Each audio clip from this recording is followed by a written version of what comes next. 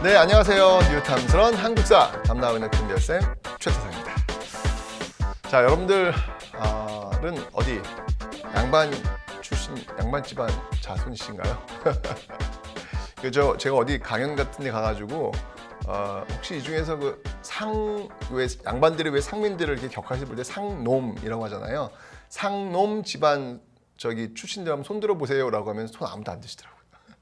다들 양반집인 듯 이렇게 하고 계시는데 실제로 틀리지 않을 겁니다. 왜냐하면 조선 전기의 그 양반들의 수가요 10%를 안 넘어요. 전체 인구의 10%를 안 넘어요. 7% 정도. 네. 그런데 조선 후기 오면요 전체 인구의 양반 수가 80% 정도가 늘어납니다. 엄청 늘어나죠. 왜일까요? 왜 양반들은 이렇게 갑자기 조선 전기에 정말 많지 않았던 양반들은 조선 후기 와서는 그렇게 많아진 것일까요? 다 이유가 있겠죠? 네. 자, 오늘은 그런 이유들을 한번 저와 함께 공부를 한번 해보는 시간을 갖도록 하겠습니다. 제가 다시 한번 얘기했지만 여러분들 조선 후기의 가장 중요한 키워드는 뭐냐면 변화예요. 변화예요. 네. 이전 사회와 이후 사회를 완전히 갈라놓게 되는, 다르게 만들어 놓는 그런 키워드가 바로 변화입니다. 변화입니다. 그 변화의 그 방향은 뭐다? 지금 우리가 살고 있는 이 시대의 모습. 자본주의, 평등사회, 과학적이고 합리적인 사고가 지배하는 사회로 향하고 있다라고 하는 것을 기억해 놓으시면 되겠습니다. 그죠? 자, 그러면 이제 조선의 사회에 대해서 한번 살펴보도록 하겠습니다. 어떤 사회인지 한번 볼게요. 자, 먼저 제가 오늘 설명드릴 거는요. 신문제도. 신문제도가 조선 전기와 조선 후기에 어떻게 변하는지 보여드릴 거고, 그 다음에 또 혹시 사회 모습들, 그 사회 모습들은 또 어떤 식으로 해서 변하는지 또 설명을 드릴 거고요. 그리고 이제 조선 후기 그 19세기에 있었던 그 사회의 어떤 모습들이 막 분출하는 그런 모습들을 또 오늘 공부를 하시게 될 겁니다. 전반적인 사회의 어떤 모습들을 살펴보는 시간 가질 거예요. 먼저 신분제부터 한번 살펴보도록 하겠습니다. 자, 먼저 이 신분제도는요, 15세기에 한번 살펴볼게요. 이 15세기 신분제도의 모습은 이렇게 규정이 되어 있습니다. 15세기 신분제도의 모습은요, 양천제라고 하는 구조로 출발합니다. 양천제. 자, 양천제가 뭐냐고요? 어려운 거 아니고요. 자, 양천제라고 하는 것은요, 양천제다라고 하는 것은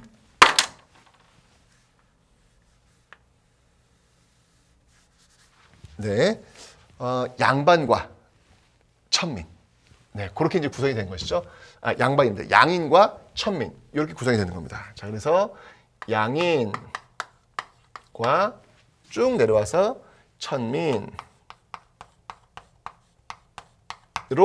구성된 요 관계. 네. 그래서 이 앞글자를 따가지고요. 앞글자 따서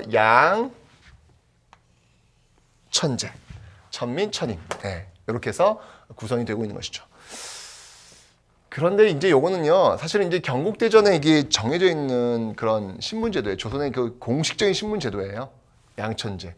그래서 이 신분제도는 여러분들 언제까지, 이 양천제라고 하는 그 시스템은 언제까지 이제 유지가 되냐면, 네, 바로 가보개혁까지 가요. 가보개혁에서 여러분들 신분제가 완전히 법적으로 폐지가 되잖아요. 그죠? 이 가보개혁까지 존재하는 겁니다. 쭉 가는 거예요. 이 시스템이 가는 거예요. 근데 법적으로는 이렇게 가는데 현실적으로는 이렇게 운영 안 되죠. 16세기가 되면요. 자, 16세기가 되면요. 이게 이제 반상제로 운영이 돼요. 반상제. 자, 그러면 현실적으로, 법적으로는 양천제지만 현실적으로는 반상제가 운영이 된다고 했을 때 반상제가 무엇이냐, 그 내용을 한번 살펴보도록 하겠습니다. 반상제는요, 역시 어렵지 않아요. 우리가 일반적으로 알고 있는 그런 내용들입니다. 바로 양반, 네, 그 밑에 중인, 그 밑에 상민, 그 밑에 천민. 이렇게 이제 구성이 되고 있는 걸 얘기하는 겁니다. 그래서 반상제라고 하는 것은요, 반, 그 다음이 상, 이렇게 나온 것이죠. 반상제. 그래서 이제 이게 분화된 거예요. 양인이 양반으로, 그다음이 중인으로, 네, 그다음이 상민으로 이렇게 이제 분화된 이런 시스템을 반상제다라고 이야기를 하는 겁니다. 양천제에서 반상제로 현실적으로 이제 이렇게 운영이 된 것이죠. 뭐 양반들이 잘 알 것이고 중인이라고 하는 사람들은 이 사람들은 하급 관리잖아요. 하급 관리들. 네, 서얼도 들어가요. 첩의 자식들, 뭐 하급 관리들. 상민은 누굴까요? 농업에 종사하는 사람들, 상업에 종사하는 사람들, 그다음에 수공업에 종사하는 사람들. 이런 사람들 되겠죠. 그렇죠? 천민, 대다수는 노비. 네. 또는 기억할 거예요, 여러분들. 백정. 이게 왜 중요하냐면 고려시대 백정은 일반 양인이었잖아요. 일반 양민이었잖아요. 그죠? 근데 조선의 백정은 천민입니다. 꼭 기억해 놓으시라고 제가 설명드렸죠. 자, 이렇게 해서 16세기 현실적으로 이제 반상제에 의해서 이제 운영이 되었는데 이 체제가요 흔들려요. 자, 어떻게 흔들리냐면 이 양란을 기점으로 해가지고 이제 이 시스템이 이제 붕괴가 될 겁니다. 네, 양란을 기점으로 해서 이 시스템이 붕괴될 거예요. 왜냐하면 일단 그 전쟁이라고 하는 것은요 큰 사회적 변화를 가져올 수밖에 없겠죠. 그죠? 그것도 뭐 전쟁 한 번도 한 것도 아니고 아주 큰 전쟁을 2번이나 치렀기 때문에 조선 사회의 이 신분제도로 가는 것은요 굉장히 흔들릴 수밖에 없는 것이죠. 자, 이렇게 양란이 터지게 되는데요. 양란 이후는 어떤 현상이 벌어지냐면요. 양란 이후는 이렇게 가서요. 양란 이후에는요. 이 양반수가 증가하고요. 양반수가 증가하고 그다음에 상민과 노비의 수는 감소해요. 예, 양반수는 증가하고요. 상민과 노비의 수는 감소합니다. 네, 이게 바로 이제 조선 후기의 특징이다. 양란 이후의 특징이다라고 보시면 되겠습니다. 양천제, 반상제, 그다음에 이제 무너지는 거죠. 양반수가 증가하고 상민과 노비 수는 감소하는 이런 모습들. 그럼 왜 그랬느냐? 이제 그런 내용을 보자는 얘기예요. 양란을 기점으로 해서 여러분들 전쟁을 하잖아요. 그러니까 국가의 재정이 굉장히 이게 부족할 수밖에 없겠죠. 전쟁을 했으니까.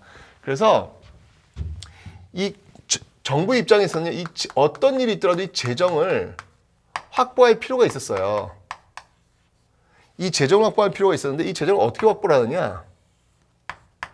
네, 바로 납속책이라는 걸 시행합니다. 납속책. 납부하는 거예요. 뭐를? 곡물속자. 곡식을 납부하는 제도라는 얘기죠. 곡식을 납부해가지고 양반직을 파는 거예요. 네. 곡식을 내는 사람들한테 양반직을 주는 겁니다. 물론 그 양반직이라고 하는 게 여러분들 뭐 대단한 어떤 그 실제적으로 이렇게 활용될 수 있는 그 양반직은 아니에요. 네. 그냥 이름만 걸려 있는 그런 직인데 그걸 파는 거예요. 제가 앞강에 설명드렸지만 여러분들 기본적으로 돈이 좀 생기면 그 다음에는 뭘 갖고 싶냐면 권력을 갖고 싶어요. 좋잖아. 양반. 어차피 남는 돈. 그거 내가 양반이 된다면 좋잖아요. 특히 또 양반이 되면 좋은 게 뭐냐면 바로 역의 면제, 군역의 면제. 예, 조선 후기 오면 여러분들 왜 포를 내고 군대를 빠지잖아요. 그죠? 그래서 균역법이라는 것도 배웠습니다. 포 1년에 한 필 내는 거. 그걸 안 내요. 양반들의 특권이에요. 내가 이런 그 상민들, 양반들이 이제 상놈이라고 부르는데 이 양반들이 상놈들, 내가 상놈이 아닌 이유는 뭐냐면 내가 포를 안 낸다는 거거든요. 그게 하나의 굉장히 큰 특권이란 말이죠. 그 특권도 활용할 수 있고 양반도 되고 괜찮거든요. 이건요. 남는 장사란 얘기죠. 자, 그러면서 납속책이 활성화되었고 납속책의 어떤 그 내용 중에 대표적인 제도가 있다면 그게 바로 공명첩이라는 거죠. 공명첩이 뭐예요? 비어있을 공자예요. 이름이 비어있는 임명장이라는 얘기죠. 자기 이름 쓰면 되는 거예요. 예, 그러면 양반이 되는 것이죠. 자, 이런 방법을 통해 가지고 정부가 재정을 확보하려고 합니다. 자, 그러자 이제 어떤 일들이 이제 벌어진지 한번 볼게요. 자, 먼저 이 양반층. 자, 양반층이요. 조선 후기에 오면요. 어떤 일이 벌어지냐면요. 양반층은 어떤 일이 벌어지냐면요. 네. 그다음에 이 주인들은 또 어떤 일이 벌어지는지. 그리고 이 상민들은 또 어떤 그 과정을 또 거치게 되는지, 그리고 이 천민들은 또 어떤 과정을 거치게 되는지, 그런 내용들을 한번 살펴보도록 하겠습니다. 자, 먼저 양반입니다. 양반층은요, 시간이 흘러가면 흘러갈수록, 왜 여러분들 정치 파트에서의 붕당 정치 기억나시죠? 붕당 정치. 붕당 정치 그 다음엔 뭐였죠? 환국 정쟁이었죠. 일당 독재, 일당 전제였던 그 모습들이 나오고 있더라. 한 당이 모든 권력을 장악하는 거예요. 그러면 붕당 정치만 해도 여러분들 서로 이렇게 나눠 갖는 거였잖아요. 근데 환국 정쟁이 돼버리면 내가 속한 당만 권력을 장악하게 되는 것이죠. 그러면 그 당에 속하지 않은 사람들 뭐가 되는 거예요? 힘을 잃게 되는 거예요. 다 향초로 내려가야 되는 거예요. 그죠? 자, 그래서 조선 후기가 되면요, 이 양반들이 분화해요. 양반들이 분화합니다. 자, 어떻게 분화하는지 볼게요. 먼저 여전히 권력을 쥐고 있는 권반, 환국정제에서 승리한 그런 양반들이 되겠죠. 그 다음에 환국정제에서 실패한 양반들은 향촌으로 내려와야 되겠죠. 그들을 우리는 향반이라고 합니다. 향촌 사회에서는 그저 권력을 그래도 좀 이렇게 보여를 주려고 하는 그런 양반들. 근데 이런 양반만 있는 게 아니고요. 완전히 몰락한 양반도 있어요. 그 사람들을 우리는 뭐라고 하냐면 잔반이라 그래요. 완전히 몰락한 양반. 네, 이런 식으로 분화가 돼요. 조선 후기 오면 말이죠. 그 다음에 이 중인들은 어떤 운동을 전개하냐면, 중인들은 이제 조선 후기가 되면요, 이 신분들이 이렇게 쭉쭉 이렇게 상승하는 어떤 그런 모습들을 봐요. 특히 전문직, 그 기술직, 이런 사람들도 이제 그런 것도 보게 되는데, 이 주인들은 주로 뭘 하냐면 이 소청운동이라는 걸 전개합니다. 소청운동. 소청운동. 이 소청운동은 뭐냐면 상소 올리는 거예요. 청하는 거예요. 뭘 청하고 뭘 상소를 올릴까? 우리 신분 올려주세요. 우리도 양반 될 수 있도록 해주세요. 라고 이야기하는 거죠. 이게 바로 소청운동이라는 거예요. 자, 이 소청운동을 전개했던 그 대표적인 그 계층들을 한번 본다면 두 계층을 볼 수 있죠. 먼저 서얼. 그리고 전문직 기술인들 있죠. 전문직 중인들. 기술직 중인들. 자, 이런 사람들이 소청운동을 전개하는데 서얼은 성공해요. 서얼들은 성공해요. 이 전문직 기술직 중인들은요, 서얼들이 소청운동 성공하는 거 보고 자기들도 해요. 그런데 여기는 실패해요.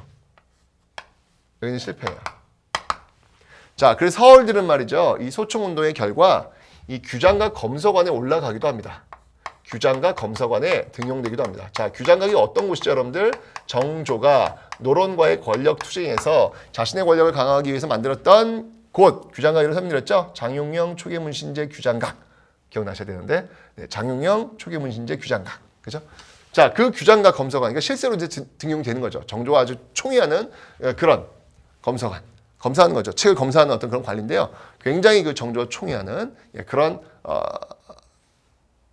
자리까지 나아가는 것이죠. 그러니까 전무익도 이제 그런 모습을 보고 우리 좀 해달라라고 했는데요. 성공하지 못해요. 그렇지만 이 중인들은요, 나름대로 서초엔 성공하지 못했지만 이 양반들과 그 전문직 주인들 돈 많이 벌어요. 총나라 때 그 통역하는 사람들 있잖아요. 통역하는 사람들 총나라 가가지고 좋은 물건 가져와가지고 물건 교환하면서 뭐 이런 식으로 해가지고 돈 많이 벌거든요. 세상의 흐름을 가장 먼저 잘 알고 있는 사람들이 주인들, 특히 이 통역관들, 의관들 뭐 이런 사람들일 거 아닙니까? 그죠? 그러니까 자기들도 우리들도 못할 게 뭐가 있냐? 우리도 같이 양반들처럼 같이 살자, 같이 행동하자라고 해서 양반들이 이제 주로 이렇게 모여가지고 이제 시 이렇게 싹 쓰고 말이죠. 여유 있는 어떤 그런 행동하는 거, 그런 것들을 자기들도 따라해요. 그래서 시사 조직, 네, 시사를 조직. 이게 한마디로 얘기하면 시 좋아하는 사람들이 모여서 하는 동아리예요, 동아리. 네, 그런 것들을 조직해가지고 양반들과 유사한 그런 모습들을 지금 보여주고 있더라라는 겁니다. 자, 이런 소총운동을 전개하고요. 그 다음에 이 농민들을 한번 볼게요. 농민들. 자, 이 농민들은요, 제가 분명히 전 시간에 설명드렸습니다. 그 농민들은 지금 모내기법을 통해 가지고 생산량은 증가하고 노동력은 감소시킨다 그랬죠. 생산량 증가, 노동력 감소 속에서 나온 5명이 할 일을 1명이 할 수 있는 이 1명은 광장을 통해서 부자가 된다 그랬어요. 경영용 분홍. 그런데 나머지 4명은 뭐가 된다? 토지에 떨어 나와야 된다 그랬죠. 네, 맞습니다. 이것도 역시 마찬가지로 분화돼요. 바로 경영형 분홍과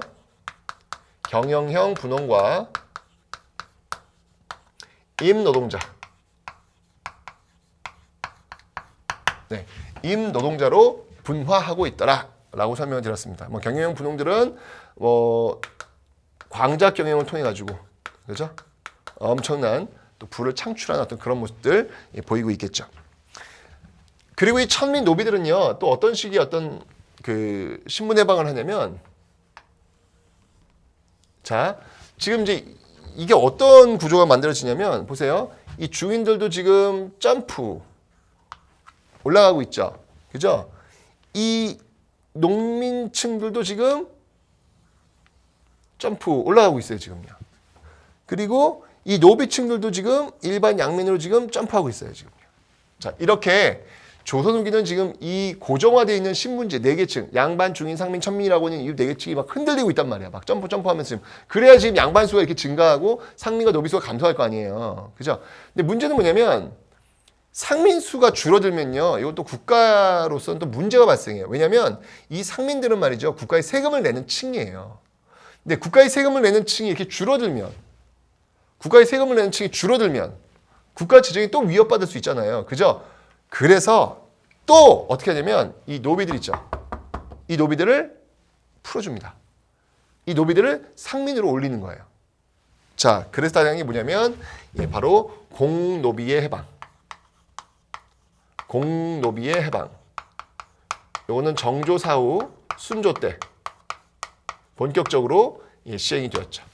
그 다음에 노비종모법.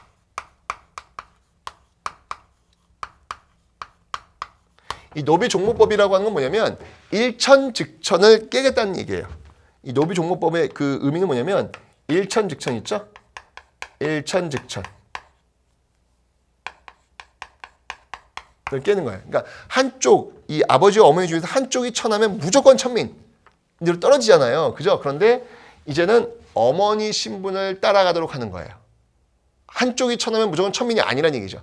어머니 신분을 따라가는 그런 그 제도를 지금 만들어서 노비의 수를 좀 줄일 수 있는 그 방향, 가능성을 지금 열어놓고 있는 겁니다.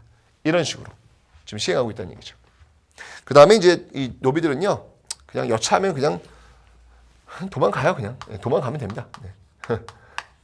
이런 어떤 모습들로 지금 조선 후기는 아주 다양한 모습들로 격렬하게 지금 바뀌고 있다. 자, 그러면 여러분들 여기서 어떤 일이 벌어질까요? 지금 향촌사회, 이제 좀 더 향촌사회 공부하시겠지만 향촌사회에서 어떤 일이 벌어질 것 같아요?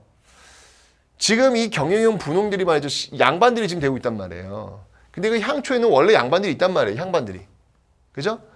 바로 이 향반들과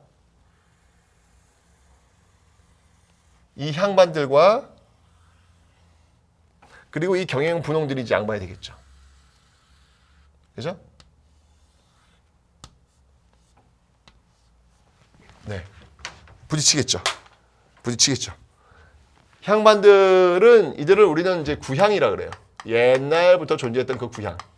그리고 이 경영 분홍, 공명첩 통해 가지고 양반된 사람들 우리는 또 신향이라 그래요.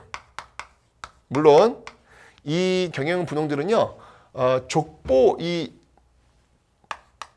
공명첩뿐만 아니라 족보의 매입, 족보를 파는 양반들이 있어요. 누가 있을까요? 이 몰락한 양반들. 먹고 살기 바쁘잖아요, 지금요. 그죠? 족보의 매입이라든지 아예 심지어 위조. 네. 이런 방법을 통해 가지고 양반이 되기도 하거든요. 어쨌건 이 신향과 구향이 꽝 부딪힐 수밖에 없는 거예요. 이 구향들은 얼마나 이 신향들이 참 보기가 쟤네 뭐야 도대체. 쟤네들이 양반이라고 말이죠. 막 뭐 허리 춤추고 말이죠. 어이가 없네. 실제로 그런 글들이 많이 나와요. 네. 정말 말세다. 이 세상이 지금 망해가고 있다. 그런 어떤 그 자주 섞인 어떤 그런 말들이 많이 나오고 있죠. 반면에 신앙들은 뭐예요? 이거 뭐 돈도 없는 것들이 말이야. 뭔 소리야? 난 돈 있어. 돈이 최고지. 뭐 이런 또 사람들이 등장하는 게 있고. 그죠? 이러면서 그 향촌에서 조선 전기엔 참 볼 수 없는 그런 모습들이 벌어지는데 그게 뭐냐면 바로 향전이라는 겁니다. 향촌에 지금 전쟁이 벌어지고 있다니 이제 이 구양과 신양 사이에서 이런 모습들이 지금 나타나고 있다라는 거 기억하시면 되겠습니다. 이렇게 여러분들 그림을 그리세요. 조선 전기의 모습과 조선 후기의 모습을 그림을 그리시면서 이 조선 후기가 어떻게 변화하고 있는지 그런 모습을 보자는 얘기죠. 지금 우리의 평등사회의 모습으로 지금 향하고 있다라는 거 기억하시면 되겠습니다. 됐죠? 자, 이제 사회 모습을 한번 볼게요. 사회 모습. 사회 모습. 자, 사회 정책. 이 사회 정책은 또 어떻게 조선시대 때 운영되고 있었는지 그런 내용들을 한번 살펴보도록 하겠습니다. 자, 먼저 여러분들 가장 중요한 건 뭐냐면요. 농민이 있잖아요, 농민. 농민들이 바로 국가의 기본이에요. 국가의 본입니다. 농민들이 국가의 본입니다. 이 농민들이 무너지면 다 무너지는 거죠. 농업사회에서 농민들이 얼마나 중요해요. 그래서 이 농민들을 어떻게든 지탱시킬 수 있도록 하기 위해서 정부에서는 총력을 기울입니다. 자, 어떤 면에서 그렇게 하는지 한번 살펴보도록 하겠습니다. 자, 먼저 농민들에 대한 안정책. 그리고 농민들에 대한 통제. 그렇다고 계속 이렇게 느슨하게 놔줄 수는 없잖아요. 통제책. 그들을 끊임없이 감시하고 이렇게 하는 어떤 그런 정책들이 있을 거예요. 자, 먼저 안정책부터 한번 살펴볼게요. 안정책은 뭐가 있냐면요.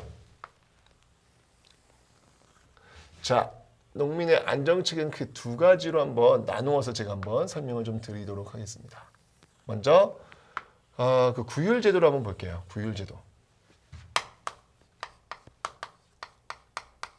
구율제도에 대해서 한번 보겠습니다. 자, 이 구율제도에는요. 그 빈민들을 구율할 수 있는 어떤 그런 방법들이잖아요. 그죠? 그 방법에는 정부에서 추진했던 걸로 본다면 환곡이라는 제도가 있어요. 이런 환곡. 그러니까 춘대 추납, 봄에 곡식을 빌려줬다가 가을에 갚도록 하는 것이죠. 자, 이런 것들을 하는 곳은 이제 의창이라든지 상평창 이런 곳에서 하고 있습니다. 이게 환곡이고요. 요거는 이제 국가가 주도하는 거예요. 국가가 주도하는 것이고, 예, 그다음에 이제 민간에서도 이와 유사한 춘대 추납이 있어요. 그게 뭐냐면 사창이라는 게 있어요.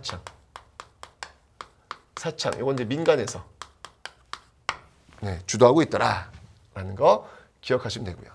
그다음에 이 환곡을 담당하는 곳이 어디였냐면, 의창과 상평창 이러한 곳에서 환곡을 지금 담당하고 있습니다. 그 다음에 이제 여러분들 그 의료기관입니다. 자, 의료기관에는요, 병원, 동서대비원.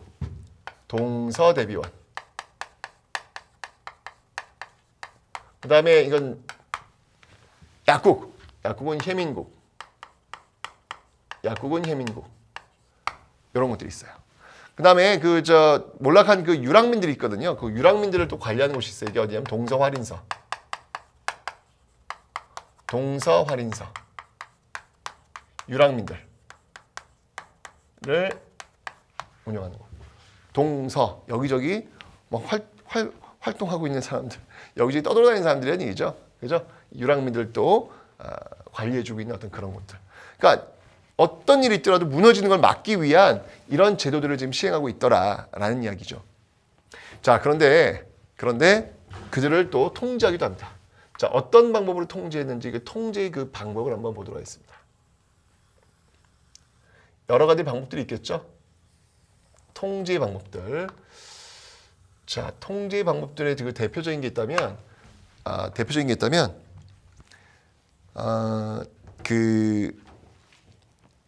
국가가 통제하는 방법. 으로서는요, 그 호패법이 있어요. 태종 때 시행한 것이죠. 호패법.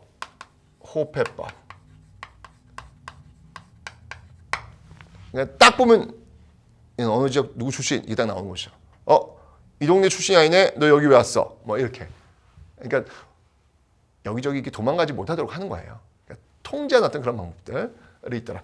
뭐 지금도 주민등록증 같은 거, 주민등록 번호, 대표적인 주민등록 번호.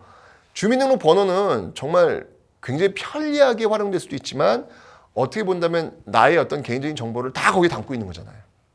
그죠? 그래서 정말 꼼짝을 못하게 하는 그런 것으로 사용될 수도 있잖아요. 편리도 하지만 또 그 한번 보세요. 개인정보 한번 유출되면은 나의 모든 게 다 그냥 다 보여지는 거잖아요. 그죠? 호배법도 이제 그런 기능을 갖고 있다는 얘기죠. 호배법. 그 다음에 또 뭐가 있냐면 오가작 통제. 오가작 통제. 이건 뭐냐면 5개의 집을요 하나의 통으로 묶는 거예요. 딱 묶어가지고 서로 감시하도록 하는. 만약 이 집에서 하나 도망갔어 그러면 그 연대 책임을 묻는 거죠. 이런 식으로 국가 단위였던 그런 통제책이 있었고요. 그 다음에 민간 단위 통제책. 특히 사족들. 사족들은 어떻게? 향약을 통해서. 향초의 약속이죠. 네, 그런 약속을 통해서 이렇게 묶어내는 거죠. 이런 방법을 통해서 어떻게든 농민들이 그 자신의 그 살고 있는 그 지역에서 최선을 다해서 살아갈 수 있도록 이런 어떤 그 통제들이 또 어떤 그 제도들이 마련되고 있었다라는 거 기억하시면 되겠습니다. 됐죠? 그 다음에 이제 그러면 그 사회를 운영하고 있는 법률에 대해서 한번 살펴보도록 하겠습니다. 법률. 자, 법률은 뭐가 있었냐면요. 조선시대 그 법률하면 대표적인 게 뭐예요? 경국대전이겠죠. 경국대전. 경국대전. 자, 언제 누가 먼저 출발했죠? 세조 때 시작해가지고 언제 완성이 됩니까? 성종 때 완성이 되죠. 자, 이 경국대전이죠. 근데 이제 경국대전만 있었던 건 아니고요. 대명률도 있었어요. 명나라법. 네, 대명률도 있었고요. 그리고 관습법도 있었어요. 관습법. 여러분들 기억나세요? 고려시대는 주로 관습법에 의지했다라고 했는데요. 조선시대는요. 관습법은 뭐 그렇게 이렇게 법에 의해서 운영되고 있는 어떤 그런 모습들을 기억하시면 되겠습니다. 그러면 이런 법률을 담당하는 그 기관은 어디가 있을까요? 법을 담당하는 기관. 자, 일단 역모를 담당하는 기관이 있죠. 거기 어디에? 의견부. 왕권 강화와 관련된다라고 설명드렸습니다. 이건 역모를 담당하는 그런 거. 그 다음에 지금의 그 검찰 어디죠? 사헌부. 사헌부가 있죠. 사헌부. 그죠? 사헌부가 있고요. 그 다음에 또 이제 이 법률을 담당하는 곳으로 한성부가 있어요. 이 서울시도, 지금은 이제 서울시죠. 네, 한성부에서도 이런 법률을 담당합니다. 그 다음에 여러분들 장예원이라는 곳이 있습니다. 장예원이라는 곳이 있는데요. 여기서는 노비들을 담당하는, 노비 소송을 담당하는 그런 곳입니다. 노비 소송을 담당하는 그런 곳. 장예원. 노예할 때 그 예자예요. 네, 그 노비들을 관리하는 그런 장예원도 있습니다. 그리고 여러분들도 누가 있을까요? 예, 바로 지방관들이 있겠죠. 지방관들. 관찰사라든지 그다음에 수령들, 사또 이런 사람들이 또 하나의 그 법률 기관, 법률을 또 해석하고 또 집행하는 그런 역할도 하고 있습니다. 그러니까 이 수령의 역할은 여러분들 군사권 갖고 있죠, 행정권 갖고 있죠, 사법권 갖고 있죠. 엄청난 권리 갖고 있는 거예요. 그래서 여러분들 이 지방관의 그 권한을 언제 이 사법권의 기능을 언제 없애냐면 갑오개혁 때. 네, 갑오 2차 개혁이죠. 갑오 2차 개혁으로 이들의 그 사법권 행사를 못하도록 해요. 왜냐하면 갑오 2차 개혁 때 여러분들 뭘 만들어요? 재판소를 드디어 만들어요. 재판소를 만들어서 바로 이런 지방관들의 그 사법 기능이 있잖아요. 그런 것들을 거두어들이는 그런 모습들. 하지만 갑오 2차 개혁까지는 계속 이들이 그 법률적인 어떤 그 기능을 하고 있더라라는 거 기억하시면 되겠습니다. 됐죠? 자, 이제 향촌 사회의 모습을 한번 살펴볼게요. 이건 이제 여러분 배웠던 내용들인데 보세요. 자, 지금 중앙에서 수령을 파견해요. 중앙에서 수령을 파견하면 자, 여기에 지금 향리가 있겠죠. 향리가 있고 여기 이제 사족이 있겠죠.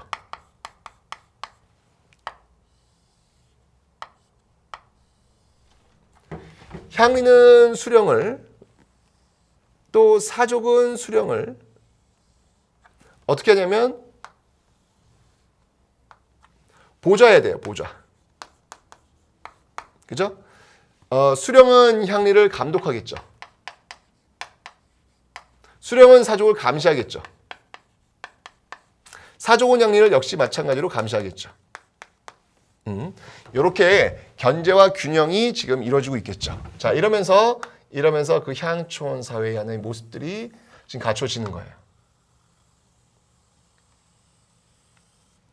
이렇게 해서 하나의 향촌 사회의 모습들이 지금 갖춰지고 있는 겁니다.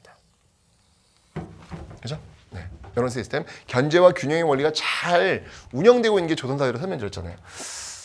그리고 이 사족들이 말이죠. 사족들이 자신의 어떤 그 향촌 사회의 어떤 자신의 어떤 그런 권력을 계속 유지하기 위해서 만들었던 것들이 있죠. 그게 뭐가 있습니까, 여러분들?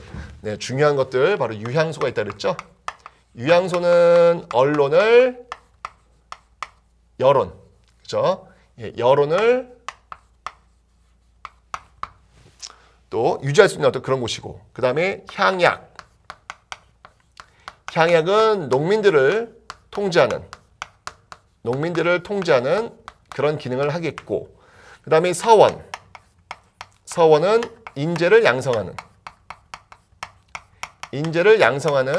그런 기능을 하겠죠. 그죠? 네, 이런 걸 통해 가지고 이 사족들의 어떤 그 힘을 강화시켰고, 결국은 이제 이 사족들이 결국은 16세기 그 살인들 권력을 장악한다고 설명드렸잖아요. 그죠? 16세기 역사 주인공들. 근데 어쨌건 간에 이제 이런 것들을 견제하기 위해서, 유향소를 견제하기 위해서 또 중앙에서 또 이제 만든 기구가 있죠. 그게 뭡니까? 그게 바로 경제소. 그래서 이 경제소가 또 이 유향소를 또 감시하는. 그러니까 굉장히 조선시대는요, 이게 겹겹이로 그냥 막 서로 감시하고 견제하는 시스템이 굉장히 잘 돼 있어요. 굉장히 잘 돼 있는 겁니다. 근데 중요한 건 뭐냐면 아무리 잘 돼 있어도 그걸 운영하는 사람이 중요하다라고 설명을 드렸죠, 제가. 네. 사람이 이걸 운영을 잘못하면 의미가 없습니다. 자, 어쨌건 이제 이렇게 이제 운영이 되었었는데 양난을 거치면서 말이죠. 네. 이 양난을 거치면서 이 시스템이 이제 붕괴가 돼요. 이 향촌 사회가 많이 변해요. 양난을 거치면서. 특히 정조 때를 한번 볼까요? 정조 때. 정조 때는 어떤 일이냐면 보세요. 그 수령 있죠, 수령. 이 수령의 힘이 굉장히, 여기 지금 이제 수령 있잖아요. 지금 수령이 있는데 지금 이 견제와 감시 체제가 지금 이렇게 지금 잘 지금 되고 있단 말이죠. 그런데 조선 후기가 되면 이 수령과 향리의 그 권력이요, 아주 막강해져요.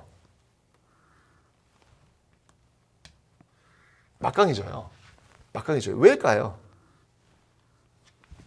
누구에 비해서? 사족에 비해서.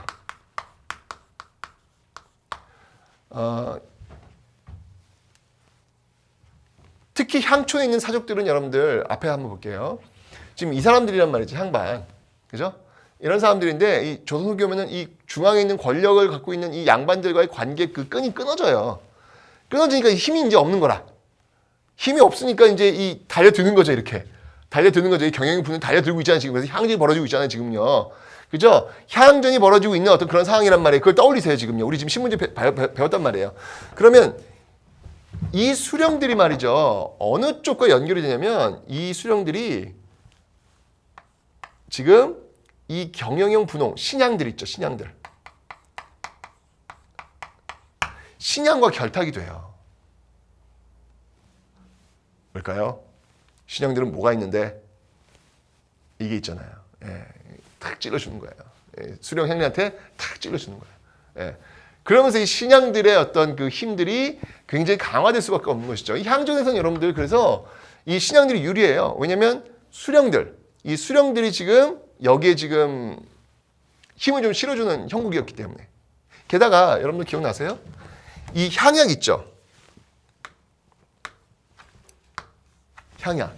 이 향약이 말이죠. 향약을 관리하는 사람이 조선 후기가 되면 누가 돼요? 네.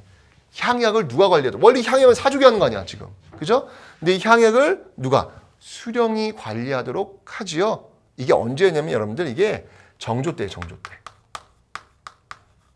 정조 때 바로 이 향약을 이 수령이 관리토록 이 사족이 아닌 수령이 관리토록 하는 그런 모습들이 보이고 있습니다. 그러니까 가면 갈수록 이 사족의 힘은 약화될 수밖에 없는 것이죠.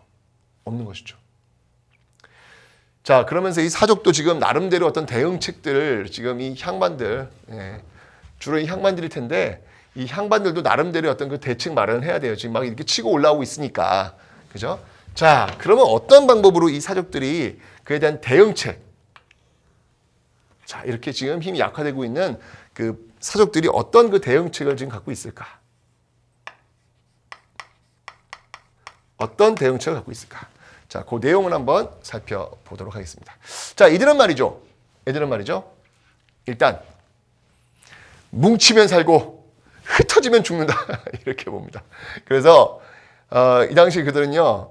이렇게 막 치고 막 오니까 어떤 대응책을 했냐면 먼저 동족 마을을 형성합니다. 동족 마을을 형성합니다. 끼리끼리 모여 사는 거예요. 끼리끼리 모여 사는 거예요. 그래야 되겠죠. 이 거센 이 풍랑을 헤쳐나가려면 뭉칠 수밖에 없잖아. 그죠? 동족 마을을 형성하는 거예요. 최씨반 다 모여라. 다. 자, 그러면서 그 동족 마을이 또 이제 운영이 되려면 여러분들 어떤 시스템이 되면 그 안에서 또 질서가 있어야 될 거 아니에요. 그게 바로 누구냐면 장자 중심으로 가는 거예요. 바로 이 과정 속에서 가부장제, 가부장적 가족제도, 가부장적 가족제도가 구성이 되는 것이죠. 이 가부장적 가족제도의 구성하에서 나올 수 있는 모습은 뭘까요? 그렇죠. 여성의 가정 내 지위가 떨어지겠죠. 여성의 지위는 떨어지고, 그죠? 장자의 권위는 올라가고, 심지어 남자가 없으면 여러분들 양자를 드리기도 하죠. 이런 식으로 여러분들 고려 시대와 조선 전기만 해도 여성의 가정 내 지위가 높다 그랬잖아요. 호족에 그 기록할 때도 뭐 남녀 순으로 기록한다, 그 남자 여자 구분하지 않고, 그죠? 그냥 태어난 나이 순대로 기록한다든지, 또 여성도 제사를 지낼 수 있다든지, 또 상속도 균분 상속이잖아요. 근데 다 장자 중심으로. 그러니까 보세요. 그럼 왜 동족마을이 형성되었을까? 이건 또 거꾸로 볼 수 있는 거예요. 장자한테만 지금 재산을 몰아주고 있으니까 차남 어떻게 돼요? 형님만 바라봐야 되는 거예요. 왜 흥부가 놀부집 근처에서 그렇게 혼나가면서 또 놀부만 바라볼까요? 재산을 그 아버지가 다 놀부한테 줬거든. 그러니까 흥부는 놀부밖에 바라볼 수 없는 거예요. 모여 살 수밖에 없는 거예요. 동족마을. 왜냐하면 동족마을이 또 형성된 배경은 바로 이렇게 거세게 자기들을 압박하고 있기 때문에 살아남아야 되겠죠. 동족마을 형성되면서 여기서 이제 그 자기들의 어떤 그 조상을 모시고 있는 서원이라든지 또는 뭐 사우라든지, 그죠? 제사 지내는 우리 집안 뼈대 있는 집안이야. 뭐 이런 것들을 보여줄 수 있는 그런 것들을 지금 또 만들어 놓고 있더라라는 거. 이런 식으로 해가지고 조선 후기 때는요, 이 사족들이 이렇게 대응하는 방법들을 여러분들이 보시면 되겠습니다. 그러니까 이 앞에 있었던 이 신분제도 있잖아요. 신분제도의 변화. 이 신분제도의 변화가 지금 향촌 사회의 양란 이후에 어떻게 미치고 있는지 그걸 이해를 하시면 되는 거예요. 외우려고 하지 마시고요. 그걸 이해하시면 되는 거예요. 되셨죠, 여러분들? 네. 자, 조선 후기 이렇게 어떻게든 버티고 있어요. 네, 버티고 있지만 19세기 가면 뭐 이 정조 사후에 이 소수 가문들 세도 정치 나오죠. 이러면서 이제 밀란이 마구마구 발생을 합니다. 자, 지도를 통해서 한번 당시 그 밀란의 어떤 그 모습들을 한번 확인해 보도록 하겠습니다. 자, 여기 지금 지도가 나왔는데요. 농민 봉기들이 굉장히 많이 나오고 있죠. 그죠?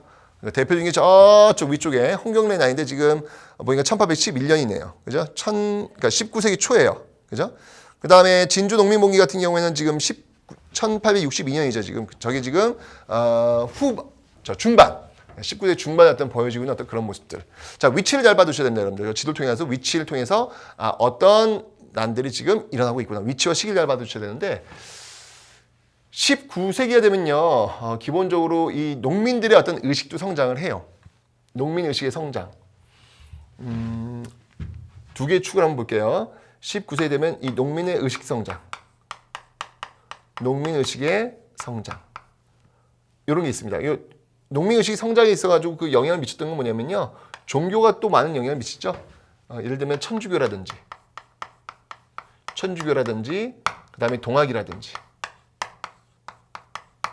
이 천주교와 동학 같은 경우는 여러분들 평등 사상, 그죠? 이 평등 사상을 확산시키는 그런 역할들을 하겠죠. 그죠?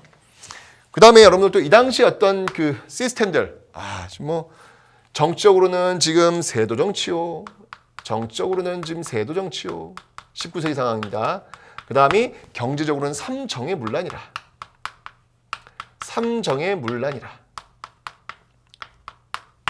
삼정이라고 하면 뭐가 있죠, 여러분들? 삼정이라고 하는 것은 전정, 군정, 환곡. 자, 여러분 전정이라고 하는 건 여러분들 전 시간에 배웠어요. 우리가 세금 파트에서 토지세를 떠올리시면 돼요. 토지세. 자, 지금 조세는 영정법 1결당 4두였죠. 그죠? 4에도 6두. 그죠? 토지 지금 쌀로 내고 있잖아요. 그리고 대동법, 원래 공납 특산물 내는 건데 지금 이것도 1결당 12도 쌀로 내고 있죠. 전정이에요. 전정. 그러니까 영정법과 대동법에 해당하는 것들이 뭐 전정에 해당하는 거예요. 이제 이게 뭐 문란해지는 거예요. 지금 제대로 안 거치고 있는 거야. 군정은 뭐냐면 여러분들 균형법 기억나시죠? 균형법 1년에 한 편 내도록 하는 거. 근데 이거 시간이 지나가면서 이게 지금 또 무너지는 거예요, 지금요. 환곡은 뭐냐면 이건 빈민구율제도로 제가 설명드렸잖아요, 저 앞에서 지금. 그죠? 근데 이 빈민구율제도인 환곡이 빈민구율은커녕 오히려 지금 국가가 지금 공무원이 개입해가지고 지금 하고 있는 건데 여기서 지금 부정과 부패가 이제 벌어지는 것이죠. 그러니까 나는 환곡 안 받아도 되거든? 나 어느 정도 먹고 살만해. 그런데 불구하고 이 공무원이 그냥 무조건 주는 거예요. 그리고 가을에 세금 이자 엄청 붙여가지고 걷어가는 거예요. 그러니까 거의 준조세의 모습을 띠고 있는 것이죠. 이게 바로 삼정의 문란이라는 거예요. 자, 이런 삼정의 문란이 벌어지고 있는 아주 총체적 난국의 시대였다. 19세기는 그렇습니다. 자, 이 시기를 지금 통과를 잘 해야 못해요, 잘 통과를. 자, 여기 이 지역에서 벌어진 사건, 그리고 또 이 지역에서 벌어진 사건. 물론 이게 이제 시기는 달라요. 자, 여기는 지금 홍경래 난인데요. 이게 바로 홍경래의 난인데, 이거는 19세기 초. 홍경래의 난의 어떤 그 직접적인 원인이라고 할까요? 그런 난은 일단 서북민에 대한 차별.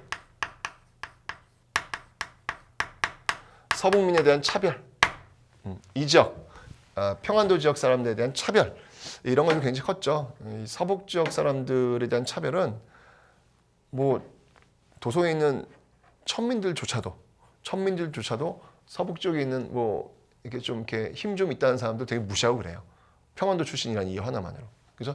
그런 것들에 대한 차별이 막 복합적으로 일어나면서 그냥 뻥 터진 거예요. 홍경래 역시 몰락 양반입니다. 몰락 양반들. 그러니까 지금 여기 나와 있는 이 잔반, 신문의 잔반, 이 몰락 양반들 있잖아요. 이 몰락 양반들이 또 이제 굉장히 불만들이 많겠죠. 이제 그런 불만들과 기층 농민들의 어떤 분란이 결합이 되면서 뻥 터진 게 바로 홍경래 난이에요. 그 다음에 또 19세기 중반에 나왔던 바로 임술농민 봉기. 진주에서 출발합니다. 임술농민 봉기. 진주를 중심으로 해서 확산이 되죠. 요거는 19세기 중반에 벌어지는 거예요. 임술농민 봉기는 전국적으로 확산되는 그런 어떤 모습들을 보이게 될 겁니다. 그리고 이제 이게 19세기 초, 19세기 중반 뻥뻥뻥 터지다가 19세기 후반에 오면요 어마어마한 사건이 터지는 거예요. 그게 바로 동학농민 운동이 터지는 거예요. 하여튼 19세기는 이렇게 농민 봉기 시기가 지금 보여지고 있더라라고 하는 거. 뭐 밀란이라는 제목보다는 19세기 농민 봉기라고 합시다. 농민 봉기가 지금 펼쳐지고 있는 시기. 자, 조선은요 어쨌건 간에 양란을 거치면서 버텼어요. 뭐 북벌, 예송, 감세 이런 걸 통해서 버텼지만 이제 19세기 가면서 정조 사후에 소수 가문의 어떤 세도 정치, 삼족의 문란 이런 것들에서 더 이상은 버틸 수 없는 그런 시대로 지금 흘러가고 있습니다. 그러나 이걸 다시 또 한데 막 무너지고 있는 이 조선호를 어떻게든 끌어올리려고 노력했던 인물이 등장을 해요. 그 인물이 누굴까요? 그 인물은 바로 이제 흥선 대원군이 나오는 겁니다. 이 무너지고 있는 이 정치 경제 이 구조를 싹 바꾸겠다라고 등장하는 인물 바로 흥선대원군의 개혁이죠. 과연 흥선대원군의 개혁은 실패할까요? 무너지고 있는 그 조선호를 어떻게든 끌어올릴까요? 그건 한번 그때 근현대사 시간에 들어가서 다시 한번 확인해 보도록 하겠습니다. 자, 이렇게 해서 지금 조선시대의 어떤 그 사회 모습까지 한번 살펴봤습니다. 자, 다음 시간에는 여러분들 이와 관련된 살을 또 한번 붙여보고요. 문제도 한번 풀어보면서 어떤 유형들이 나오는지 확인해보는 시간 갖도록 하겠습니다. 자, 오늘 고생 많이 하셨고요, 여러분들. 다음 시간에 또 건강한 모습으로 보도록 하겠습니다. 다음 시간에 뵙게요, 여러분들. 안녕히 계세요.